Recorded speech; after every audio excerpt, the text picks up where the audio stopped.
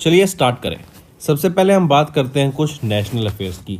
अभी prime minister Narendra Modi ने dedicate किए कुछ अलग अलग projects worth 4,850 crore rupees in Dadra and Nagar Haveli. यहीं पे अगर प्रोजेक्ट्स की बात करें तो ये आपके एजुकेशन सेक्टर, ट्रैवल टूरिज्म से रिलेटेड, साइंस एंड टेक्नोलॉजी से रिलेटेड, यहीं पर हम देखेंगे हाउसिंग से रिलेटेड प्रोजेक्ट्स, हेल्थ से रिलेटेड प्रोजेक्ट्स, ठीक है, अर्बन डेवलपमेंट से रिलेटेड प्रोजेक्ट्स, ये सारे यहाँ पे अभी रिसेंटली डेडिकेट किए गए। फिर इसी के साथ साथ याद रखेंगे प्राइम मिनिस्टर नरेंद्र मोदी ने इनॉग्रेट किया एक नया campus of Namo medical education and research institute, जो कि first and only medical college रहेगा in the UT of Dadra and Nagar Haveli and Daman and Diu. इसी के साथ साथ फिर 4,850 करोड़ के वेरियस प्रोजेक्ट्स भी यहां पर इनॉग्रेट किए गए। नेक्स्ट आ जाता है how many new wild life conservation reserve have open in Rajasthan. तो 3 नए वाइल्ड लाइफ कंजर्वेशन रिजर्व्स खोले गए हैं राजस्थान में, ठीक है। 22 अप्रैल इंपॉर्टेंट डेट क्यों है? क्योंकि इस दिन हम अर्थ डे ऑब्जर्व करते हैं। अर्थ डे बोले या फिर इंटरनेशनल मदर अर्थ डे, ठीक है, 22 अप्रैल को ऑब्जर्व किया जाता है। एंड यहाँ पर इन्हीं के द्वारा 22 अप्रैल को ही, जो कि अर्थ डे था एंड इंटरनेशनल अर्थ डे था, इनके इस दिन गवर्नमेंट ऑफ राजस्थान या forest department under the government of Rajasthan के द्वारा 3 नए कंजर्वेशन रिजर्व लॉन्च किए, जो कि rare and endangered wildlife जो है राजस्थान में उनको प्रोटेक्ट करेगा।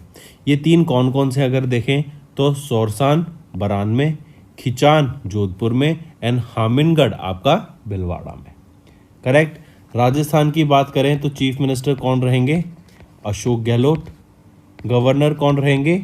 कलराज मिश्रा, ठीक है। और वाइल्ड लाइफ सेंचुरी यहाँ पे कौन सी रहेगी? रामगढ़ विषधारी सेंचुरी।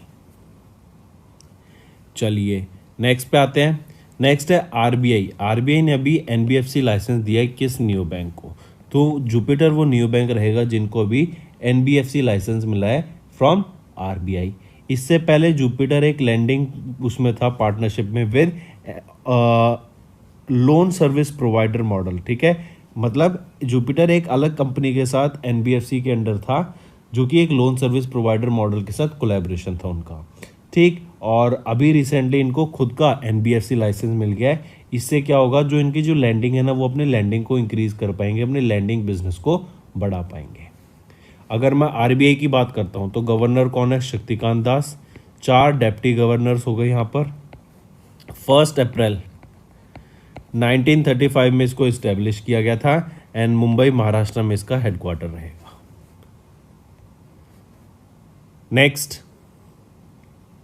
नेक्स्ट बात करते हैं एनपीसीआई की, national payment corporation of India.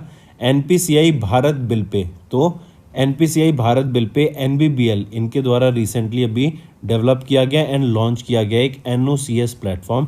ये क्या है NOCS platform? It is basically to provide reconciliation and settlement services for the transactions undertaken on the ONDC network, ठीक है। मतलब जो भी नेटवर्क ओएनडीसी नेटवर्क पे, ओपन नेटवर्क डिजिटल कॉमर्स पे जो भी आपकी ट्रांजैक्शंस होंगी उनको सेटल करने के लिए एक प्लेटफॉर्म लॉन्च किया है, वो है एनओसीएस प्लेटफॉर्म।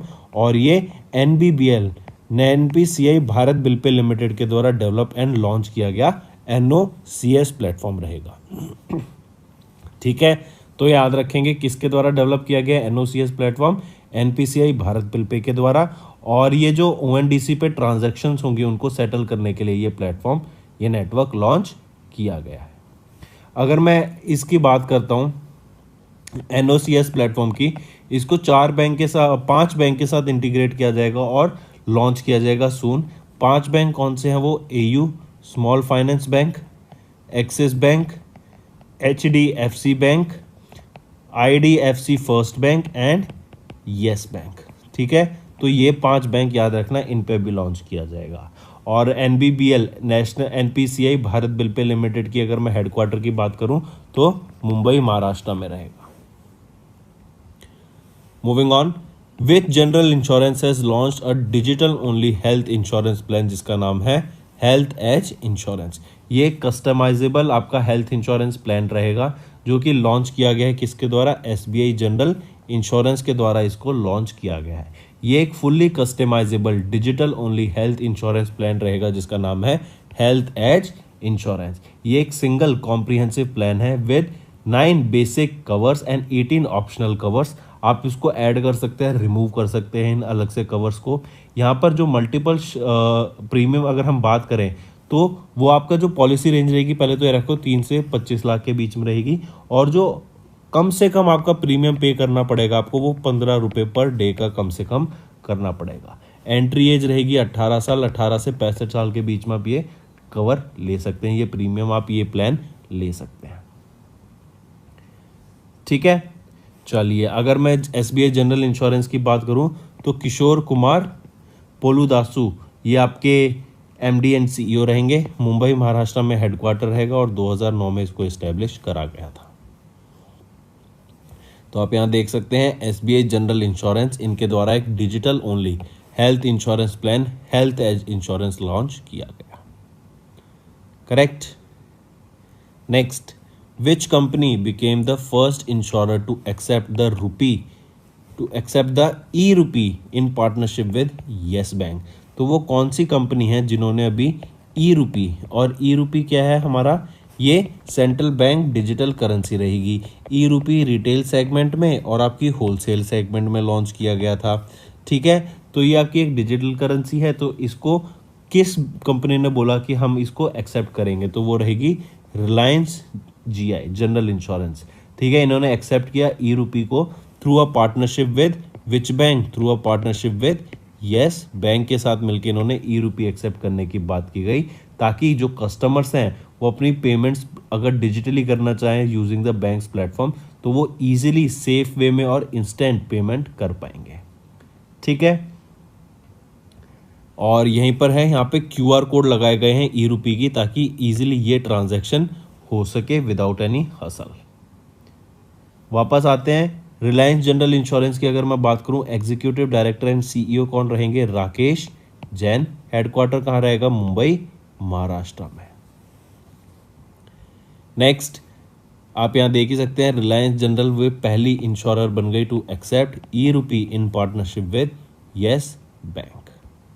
नेक्स्ट आ जाते हैं इंडिया का FIEO, इन्होंने साइन किया एक MOU with business Russia to promote trade and FDI। I repeat, India के FIEO जो कि है federation of Indian export organisation, इन्होंने एक MOU साइन किया है रशिया के बिजनेस चैम्बर्स के साथ, ताकि एक दूसरी कंट्री के साथ हम ट्रेड को बढ़ावा दे सकें एंड ट्रेड के साथ साथ फॉरेन डायरेक्ट इन्वेस्टमेंट को भी यहाँ पर बढ़ावा दे सकें।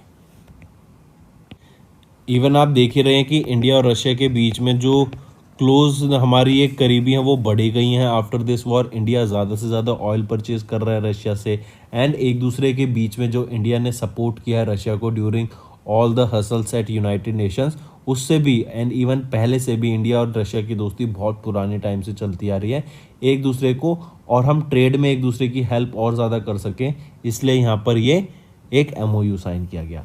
फिर इसी के साथ साथ याद रखेंगे इंडिया का टारगेट है कि हम आने वाले नेक्स्ट 3 साल में जो हमारा एक्सपोर्ट है उसको $3 बिलियन टच कर दें, जो कि अभी करंटली $750 मिलियन के करीब है।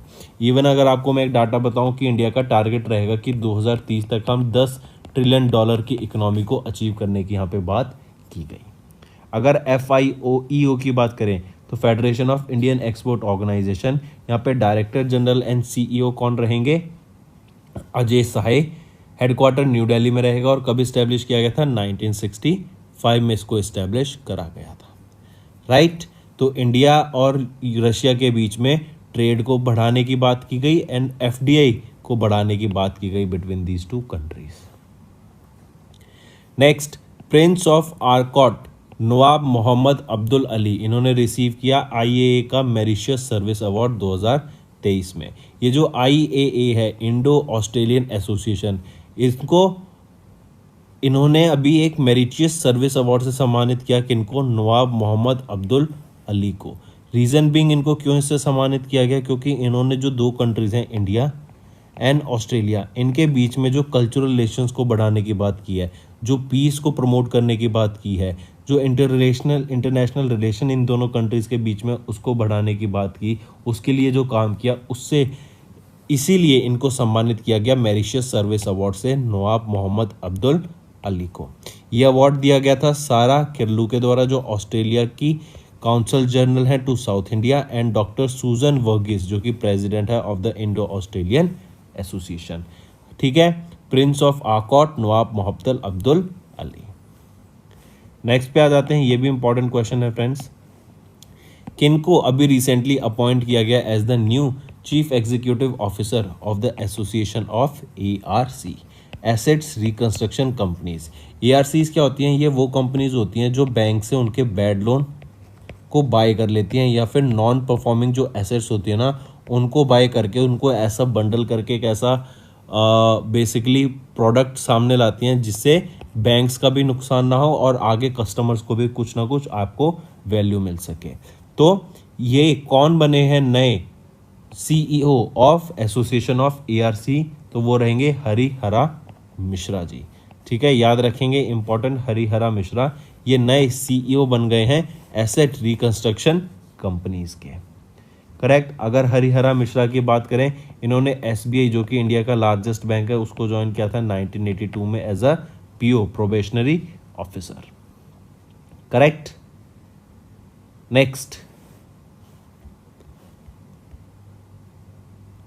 नेक्स्ट आ जाते हैं, who has been appointed as the new chairperson of NASSCOM. NASSCOM के नए चेयरपर्सन कौन अपॉइंट किए गए हैं? वो है माइक्रोसॉफ्ट इंडिया के प्रेसिडेंट अनंत माहेश्वरी, उनको अब चेयरपर्सन अपॉइंट किया गया है ऑफ नासकॉम। नासकॉम क्या है? National association of software and service companies. इन्होंने अनंत माहेश्वरी को अपॉइंट किया एज द न्यू चेयरपर्सन। ये अभी प्रेसिडेंट है माइक्रोसॉफ्ट इंडिया के, एंड इनको चेयरपर्सन अपॉइंट किया गया 2023-24 के लिए। इससे पहले याद रखना, Anant Maheshwari who was the NASSCOM's vice president, ये सक्सीड करेंगे कृष्णन रामानुजन को जो कि प्रेसिडेंट है of business and technology services at TCS. Correct. तो क्वेश्चन आ सकता है कि अनंत माहेश्वरी जो कि अभी वाइस प्रेसिडेंट है नासकॉम के, वो किन को रिप्लेस करेंगे? कृष्णन रामानुजन को ये रिप्लेस करेंगे to be the chairperson of NASSCOM for 2022-23। ठीक है, जिन्होंने चेयरमैन की पोस्ट पे सर्व किया था फॉर 2022-23, और अब ये 23-24 के लिए चेयरपर्सन कौन बन गए हैं? अनंत माहेश्वरी। नेक्स्ट आ जाता है साइंस एंड टेक्नोलॉजी की बात करते हैं।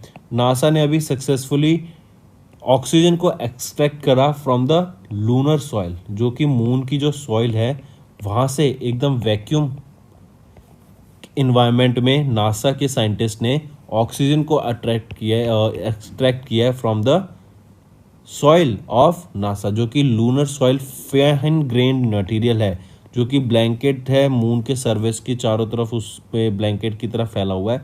उस सॉइल से यहाँ पर ऑक्सीजन को जनरेट किया गया, एक्सट्रैक्ट किया गया, एंड ये पहली बार हुआ है। और ये दर्शाता है कि हम सिर्फ अर्थ के रिसोर्सेज पे डिपेंडेंट नहीं रह सकते। अब हम आ गए, हमें मल्टी प्लानिटरी स्पीशीज बनना है, तो हमें जो हमारे बाहर प्लैनेट्स हैं जो उनको भी हमें एक्सट्रैक्ट करना पड़ेगा, उनके रिसोर्सेज को भी एक्सट्रैक्ट करना पड़ेगा, ताकि हमें वापस सिर्फ अर्थ पे डिपेंडेंट ना रहना पड़े।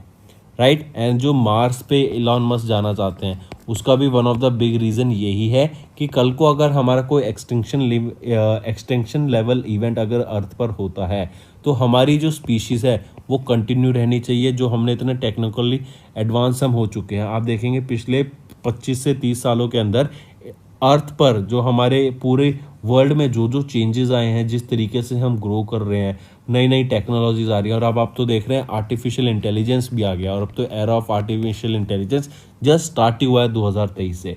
तो ये सारी चीज़ें क्या दिखाती हैं कि हम बहुत फास्ट तरीके से ग्रो कर रहे हैं, और अगर कोई इवेंट होता है, एक्सटिंक्शन लेवल इवेंट होता है, तो ये सब वाइप आउट हो जाएगा। इसको कंजर्व करने के लिए और ह्यूमंस की सर्वाइवल को कंटिन्यू रखने के लिए हमें मल्टी प्लानिटरी स्पीशीज होना पड़ेगा ही, और उसी के लिए ये सारे नए नए रॉकेट्स लॉन्च किए जा रहे हैं। ठीक है, और स्टारशिप बनाया गया जो कि अभी फेलियर मिशन रहा, लेकिन स्टिल वो एक ये सक्सेस दिखाता है कि एवरीथिंग इज़ पॉसिबल, और हमें विद टाइम अगर हम देखेंगे थोड़े टाइम के अंदर वो आपका सक्सेसफुल रहेगा, क्योंकि पहला ही टेस्ट था उसका, राइट, स्पेसएक्स की स्टारशिप का। बट स्टिल वापस आते हैं कि नासा ने सक्सेसफुली एक्सट्रैक्ट किया ऑक्सीजन को फ्रॉम द सरफेस ऑफ और surface soil of moon. Next पे आते हैं, स्वीडन के रिसर्च रॉकेट ने एक्सीडेंटली लैंड कर दिया इन नॉर्वे।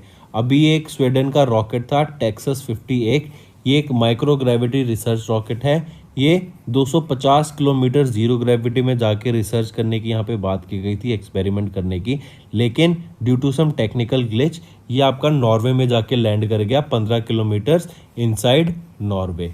ये यूरोपियन स्पेस एजेंसी के द्वारा मॉनिटर किया जाने वाला आपका मिशन था टेक्सस 58, स्वीडन से लॉन्च किया गया था, माइक्रो ग्रेविटी रिसर्च रॉकेट था, और ये कहाँ पे जाके लैंड कर गया, नॉर्वे में। ठीक है, ये डायरेक्ट याद रखना है, किसी को ज़्यादा नुकसान नहीं हुआ, but still you need to remember. Next आ जाते हैं स्पोर्ट्स के बारे में। 2023 की Hyundai archery world cup stage 1 Antalya में हुई थी, टर्की में। इस पर्टिकुलर चैंपियनशिप के दौरान मेडल टैली में टॉप करने वाली कंट्री कौन बन गई, यूएसए, 4 मेडल के साथ, 2 गोल्ड और 2 सिल्वर, करेक्ट। फिर सेकंड पोजीशन पे कौन आ जाता है, हमारा इंडिया आ जाता है सेकंड पोजीशन पे विद 4 मेडल्स ओनली, लेकिन इंडिया के पास 1 गोल्ड था, इंडिया के पास 2 गोल्ड था, 1 सिल्वर था और 1 ब्रॉन्ज था, इसलिए इंडिया सेकंड नंबर पे आई इन दिस मेडल टैली। ठीक है, नेक्स्ट आ जाते हैं ऑबिट्री के बारे में। 5 टाइम पंजाब के चीफ मिनिस्टर प्रकाश सिंह बादल, इनका रिसेंटली निधन हो गया है। इनका निधन हुआ एट द एज ऑफ 95 इन मोहाली, पंजाब। दिसंबर 1927 में इनका जन्म हुआ था।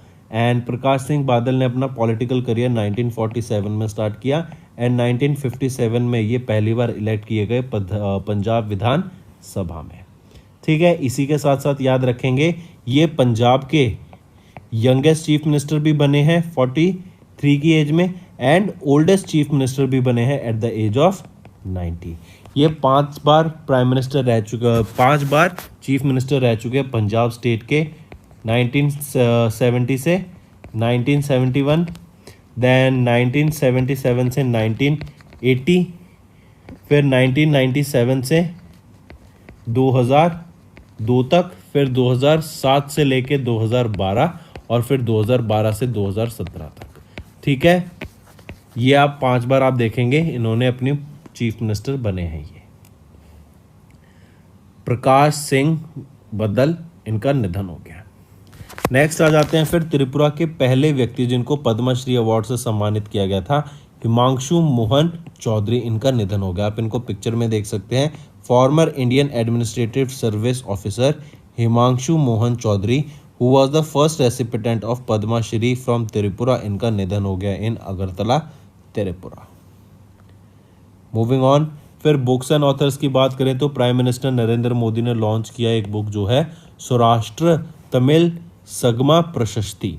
ठीक है, ये 113 वर्ष की बुक है जिसका टाइटल है सौराष्ट्र तमिल सगमा प्रशस्ति, right. Prime minister Narendra Modi के द्वारा इस बुक को लॉन्च किया गया, जो कि प्रिपेयर की गई है बाय श्री सोमनाथ संस्कृत यूनिवर्सिटी गुजरात में। ठीक, this book was launched via video conferencing during a closing ceremony of a 10-day Saurashtra Tamil Sangam, जो कि 17 से 26 अप्रैल के बीच में सोमनाथ गुजरात में। ये जो बुक है, दिस इज एन अमालगेशन, मतलब combination of various renowned poets composing verses related to the emotions and sentiments of Saurashtra Tamil Sangam. Next, when do we observe world intellectual property day. IP क्या होता है? आईपी राइट, जो आपके individual property होते हैं, आपके पास उसका राइट होना। जैसे अगर हम बात करें आईपी राइट्स की, तो यहीं पर आपका आ जाता है जैसे इंडस्ट्रियल डिज़ाइन हो गए, पेटेंट्स हो गए, ट्रेडमार्क्स हो गए, कॉपीराइट्स हो गए। ये क्या होता है, अगर इंडिविजुअल व्यक्ति के पास ये होंगे तो ये एक क्रिएटिविटी और इनोवेशन भी क्रिएट करते हैं, इंकरेज करते हैं। क्यों? क्योंकि कोई आपकी कॉपी नहीं करेगा। फिर अगर आपके पास ये राइट्स हैं, राइट होंगे तो आप उनके खिलाफ केस भी कर सकते हैं, वरना कोई हो कॉपी कर लेगा तो कोई क्रिएटिव क्यों ही होगा। This day, world IP day, कब ऑब्जर्व किया जाता है? तो हम 26 अप्रैल को ऑब्जर्व करते हैं world intellectual property day. World IP day, this also marks the anniversary of the establishment of वीपो। वीपो क्या है? World intellectual property organisation. फिर यहीं पे आप इसको एक थीम याद रखना, ये इंपॉर्टेंट रहेगी, women and IP accelerating innovation and creativity. I repeat, women and IP accelerating women and creativity, ये आपकी थीम रहेगी वर्ल्ड इंटेलेक्चुअल प्रॉपर्टी डे 2023 की। वीपो की अगर मैं बात करूं, हेडक्वार्टर कहाँ रहेगा? जिनेवा, स्विट्जरलैंड में। Next, when do you observe international Chernobyl disaster remembrance day? International Chernobyl disaster remembrance day ये कब ऑब्जर्व किया जाता है? 26 अप्रैल को ऑब्जर्व किया जाता है। एंड 1986 में ये डिजास्टर हुआ था। यहाँ पे जो न्यूक्लियर रिएक्टर था ना, वो ब्लास्ट हो गया था, उससे जो रेडिएशन है आसपास के एरिया में फैल गया था एंड वहाँ से लोगों को इवैक्यूएट करना पड़ा था, और उस रेडिएशन के जो इफ़ेक्ट्स हैं आज भी हमें वहाँ पे देखने को मिलते हैं।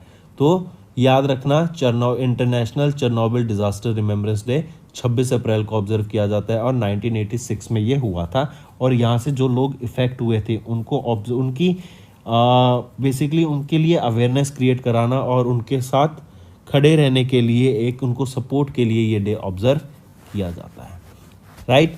यूएन के द्वारा ये ऑब्जर्व किया जाता है। न्यूयॉर्क यूएसए में यूनाइटेड नेशन होता है, 1945 में इस्टेब्लिश किया गया था यूएन। तो दोस्तों ये है हमारे आज के इंपॉर्टेंट करंट अफेयर्स। अब आ जाते हैं क्विक रिवीजन पे। पीएम मोदी ने डेडिकेट किए various projects worth 4,850 crore rupees in Dadra and Nagar Haveli. Rajasthan को 3 नई कंजर्वेशन रिजर्व्स मिले, Sorsan, Khichan and Hamirgarh. Then RBI ने ग्रांट किया NBFC licence to neo banking Jupiter and cancels the Adoor cooperative urban banking licence, and इन्होंने अलाउ किया to operate them as NBFC.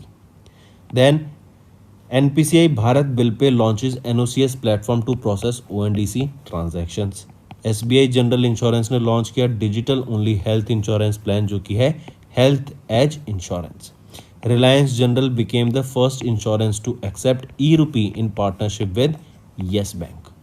India का FIEO ने sign किया एक MoU with business Russia to promote trade and FDI. Prince of Arcot Nawab Mohammed Abdul Ali ने receive किया IAA का मेरिशियस service award 2023 के लिए। देन हरिहरा मिश्रा जो सीईओ हैं एसोसिएशन ऑफ एआरसी के, ठीक है। नेक्स्ट, नासकॉम ने अपॉइंट किया Microsoft India president Anant Maheshwari को एज देयर चेयरपर्सन। नासा ने सक्सेसफुली एक्सट्रैक्ट किया oxygen from the simulated lunar soil of moon. Sweden research rocket इन्होंने एक्सीडेंटली लैंड कर दिया इन नॉर्वे। स्वीडन से लॉन्च किया गया था और यूरोपियन स्पेस एजेंसी इसको मॉनिटर कर रही थी। Then 2023 Hyundai archery world cup stage 1 की बात करें, अंतल्या में हुआ था, टर्की में। इंडिया की यहाँ रैंक रही सेकंड विद 4 मेडल्स, और मेडल टैली में टॉप किसने किया? यूएसए ने विद 4 मेडल्स ओनली, बट उनके 2 गोल्ड थे, 2 सिल्वर थे। इंडिया के 2 गोल्ड, 1 सिल्वर और 1 ब्रॉन्ज था। Next, 5 time Punjab chief minister Prakash Singh Badal इनका निधन हो गया। त्रिपुरा के फर्स्ट पद्मश्री अवार्डी हिमांशु मोहन चौधरी इनका भी निधन हो गया। प्राइम मिनिस्टर नरेंद्र मोदी ने लॉन्च की एक बुक सौराष्ट्र तमिल संगमा प्रस्थि को। Then world intellectual property index की बात करें तो 26 अप्रैल को ऑब्जर्व किया जाता है। International Chernobyl disaster remembrance day ये भी आपका 26 अप्रैल को ऑब्जर्व किया जाता है। तो दोस्तों ये थे हमारे आज के कुछ important current affairs. I hope आपको सेशन पसंद आया होगा। अब आ जाते हैं रिवीजन पार्ट पर। वर्ल्ड पेंगुइन डे 25 अप्रैल को हम ऑब्जर्व करते हैं, और इम्पॉर्टेंट क्यों है? क्योंकि हम देख रहे हैं ग्लोबल वार्मिंग की वजह से जो हमारे आइस कैप्स हैं वो मेल्ट हो रहे हैं। मतलब हम कहें कि जहाँ पर आपका आइसी एरिया है, जहाँ पे आपकी बर्फ़ का एरिया वो कम हो रहा है, जैसे आर्कटिक और एंटार्क्टिक। और हम जानते हैं जो पेंगुइन्स का जो इन्वायरमेंट है जहाँ पे वो रहते हैं वो आपका ठंडा एरिया होता है। तो अगर इन्वायरमेंट ख़त्म हो जाएगा, ये आर्कटिक और यहाँ एंटार्क्टिक की अगर बर्फ़ यहाँ पे पिघलने लगेगी, तो जो इन्वायरमेंट में रहते हैं, जो इकोसिस्टम होता है पेंगुइन्स का, वो ख़त्म हो जाएगा। और उनका इन्वायरमेंट ख़त्म हुआ तो ये भी एक तरीके से हम कह सकते हैं उनको थ्रेट है कि फिर उनका इन्वायरमेंट ख़त्म हो जाएगा तो वो स्पीशीज़ भी ख़त्म होने लग जाती है, ठीक है। तो इसलिए वर्ल्ड पेंगुइन डे आज के टाइम पे इंपॉर्टेंट बनता है 25 अप्रैल को। Next, world malaria day 25 April को ये भी ऑब्जर्व किया जाता है to create awareness about the importance of investment and commitment toward the prevention of malaria. Malaria के प्रिवेंशन के लिए अवेयरनेस क्रिएट कराने के लिए ही ये डे ऑब्जर्व किया जाता है 25 अप्रैल को। नेक्स्ट, टेनिस लेजेंड जयदीप मुखरेजा, इन्होंने अपनी खुद की एक ऑटोबायोग्राफी भी रिलीज की है क्रॉस कोर्ट के नाम से, और इसको को ऑथर किया गया पेप्रीसेन श्री रमन के द्वारा, ठीक है, और वितस्ता पब्लिशिंग प्राइवेट लिमिटेड के द्वारा इसको पब्लिश किया जाएगा। नेक्स्ट आ जाते हैं world day for laboratory animals. ये कब ऑब्जर्व किया जाता है? 24 अप्रैल को ऑब्जर्व किया जाता है, या फिर हम इसको बोलें वर्ल्ड लैब एनिमल डे। ये ऑब्जर्व किया जाता है across the globe to commemorate the suffering of animals in laboratories, ठीक है। लेबोरेटरीज में जो एनिमल्स की सफरिंग हो रही है उसको बेसिकली लोगों को उसके बारे में जागरूक करने के लिए डे ऑब्जर्व किया जाता है। नेक्स्ट आ जाते हैं इंटरनेशनल डेलीगेट्स डे। 25 अप्रैल को ऑब्जर्व किया जाता है। यूएन के जो डेलीगेट्स हैं, जो यूएन के वहाँ मेंबर लोग काम कर रहे हैं, उनको ऑनर करने के लिए, उनको यहाँ पे उनके बारे में अवेयरनेस क्रिएट कराने के लिए ये डे ऑब्जर्व किया जाता है। नेक्स्ट, गवर्नमेंट ने अपॉइंट किया अरुण कुमार सिन्हा को as the chairperson of NTRO। ये IPS ऑफिसर है, केरला कैडर के ऑफ 1984 बैच, और NTRO क्या है? नेशनल टेक्निकल रिसर्च ऑर्गेनाइजेशन के जो चेयरपर्सन अपॉइंट किए गए हैं या चेयरमैन अपॉइंट किए गए हैं वो कौन है? अरुण कुमार सिन्हा। नेक्स्ट, तो दोस्तों ये भी हो गए हमारे रिवीजन, आज के डेली करंट अफेयर्स हो गए, हमारा रिवीजन पार्ट हो गया, ठीक है। अब आ जाते हैं आपके होमवर्क पर। देखो, होमवर्क से पहले ना मैं आपको कुछ चीज़ बताऊंगा। जैसे बच्चों ने मेरे से पूछा कि सर आप नोट्स हम बनाएं या ना बनाएं। हमने देखा कि बच्चे कमेंट कर रहे हैं कि डेली करंट अफेयर्स की सर वीडियो देख लो, that will be enough, weekly की वीडियो देख लो, वो भी नफ रहेगा। देखो, डेली और वीकली की वीडियो अगर आप देखते हैं ना, एंड मंथली वीडियोज जो आप देखते हैं, सफिशिएंट है, नो डाउट। लेकिन नोट्स बनाना क्यों इंपॉर्टेंट हो जाता है कि आपको कुछ एकदम रिवाइज करनी है चीज़ें, या फिर आपके दिमाग में कुछ नहीं आ रहा, तो आप वीडियो में थोड़ी ना ढूंढोगे उसको कि वो वीडियो में कहाँ था, किस मिनट पे था, तो वो वीडियो में ढूंढने में आपका बहुत टाइम वेस्ट होगा। इसीलिए नोट्स बनाना इंपॉर्टेंट होता है कि जल्द से जल्द अगर आपको रिवाइज करना है, जैसे आपका एग्जाम है या फिर आप सोने जा रहे हैं रात को, आपने सोचा यार 10 मिनट है, चलो एक बार नज़र मार लेता हूँ, आप वीडियो नहीं देखेंगे, लेकिन आप अपने नोट्स जब खोलेंगे ना और उनको बार बार इधर उधर पेज करके पलटे के देखेंगे, तो आपकी उसमें रिवीजन बहुत अच्छे से होने वाली है। आपको चीज़ें याद आएंगी, आपको चीज़ें समझ होंगी, आप कनेक्ट कर पाएंगे कि अच्छा ये यहाँ पर था, और एक आपकी मेमोरी भी डेवलप हो जाएगी, क्योंकि आप बार बार उन नोट्स को पढ़ेंगे तो एक फोटोग्राफिक मेमोरी भी आपकी बन जाएगी, जिससे आपकी रिवीजन में बहुत ज़्यादा हेल्प होने वाली है। नोट्स ज़रूर बनाओ। कैसे बनाओ? एक टॉपिक लिखा, उसके आगे उसके बारे में, एक टॉपिक लिखा, उसके बारे में, उसके आगे, बिल्कुल शॉर्ट फॉर्म में लिखना है, एक लाइन में। पैराग्राफ नहीं बनाना आपको। पैराग्राफ पढ़ना है तो आप हमारी PDF देख लो अफेयर्स क्लाउड की, लेकिन शॉर्ट नोट्स ज़रूर बनाओ, इससे रिवीजन बहुत अच्छी हो जाती है। कल को आपका एग्ज़ाम होगा, एग्ज़ाम से पहले आप बारी बारी वीडियो तो नहीं ढूंढेंगे ना कि कहाँ पे कौन सी वीडियो है, तो आपको ये रिवीजन में बहुत ज़्यादा हेल्प करने वाले हैं नोट्स, ठीक। तो चलो अब आ जाते हैं आपके होमवर्क पर।